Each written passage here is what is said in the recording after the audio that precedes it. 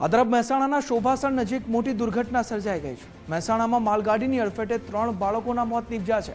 Railway track cross કરતી વખતે આ ગમખ્વાર અકસ્માતની ઘટના બની છે। ત્રણેય બાળકોના ઘટના સ્થળે જ તે માલગાડીની અડફેટે આવી જતા કરુણ મોત નીપજ્યા છે। સાંજના સમયે કાળમુખી દુર્ઘટના બની ગઈ છે। મૃતક બાળકો શોભાસણ ગામના ઠાકોરવાસના રહેવાસી હતા, જેઓ ક્રોસ કરી રહ્યા હતા ત્યારે તેઓ અડફેટે આવી ગયા। બાળકોના કરુણ મોતથી પરિવારો પર આભ તૂટી પડ્યું છે। 15 વર્ષીય જિગ્નેશ હમીરજી ઠાકોર, 16 વર્ષીય મૌલિકજી ફતેહસિંહ ઠાકોર અને 9મા ધોરણમાં ભણતા 14 વર્ષીય યુવરાજ ઠાકોરનું મોત થઈ ગયું છે। પોલીસ ઘટના સ્થળે પહોંચી અને વધુ તપાસ હાથ ધરવામાં આવી છે।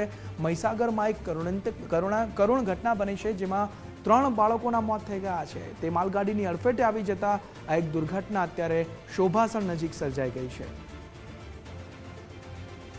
આજ મુદ્દે સંવાદદાતા મુકેશ જોશી જોડાયા છે। મુકેશ, આ 3 બાળકોના મોત નીપજ્યા છે, વધુ વિગતો શું છે? નવી ચોક્કસથી શોભાસણ નજીકની આ ઘટના છે, જ્યાં માલગાડીની અડફેટે 3 માસૂમ બાળકોના કાળજુ કંપાવનારા મોત જે છે સામે આવ્યા છે। રેલવે ટ્રેક ક્રોસ કરતી વખતે આ દુર્ઘટના જે છે સર્જાઈ છે, ગમખ્વાર અકસ્માત જે સર્જાયો હતો।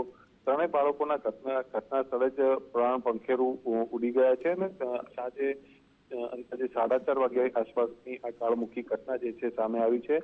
માલગાડીએ 3 કિશોરોને અડફેટે લીધા હતા અને મૃતક બાળકો શોભાસણ ગામના ઠાકોર વાસના રહેવાસી હતા, જેમાં 3 બાળકોના કરુણ મોતથી પરિવાર તેમજ ગ્રામજનો ઉપર આભ તૂટી પડ્યું છે। 15 વર્ષીય જિગ્નેશ હમીરજી ઠાકોર, જે ધોરણ 11માં ભણતા હતા, તેમનું પણ મોત થયું છે અને 16 વર્ષીય મૌલિકજી ફતેહસિંહ ઠાકોર ધોરણ 11માં અભ્યાસ કરતા હતા, તેમનું પણ મોત થયું છે।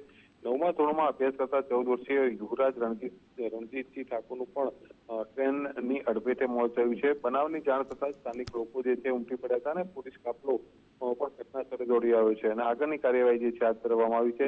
સાથે વાત કરવામાં આવે તો ખાસ તમામની જે લાશ જે છે અને પીએમ માટે મહેસાણા સિવિલ હોસ્પિટલ ખસેડવામાં આવી છે અને ત્યારબાદ કહી શકાય કે પીએમ બાદ જે લાશ છે પરિવારજનોને સોંપવામાં આવશે। જી મુકેશ, સમગ્ર માહિતી બદલ આભાર।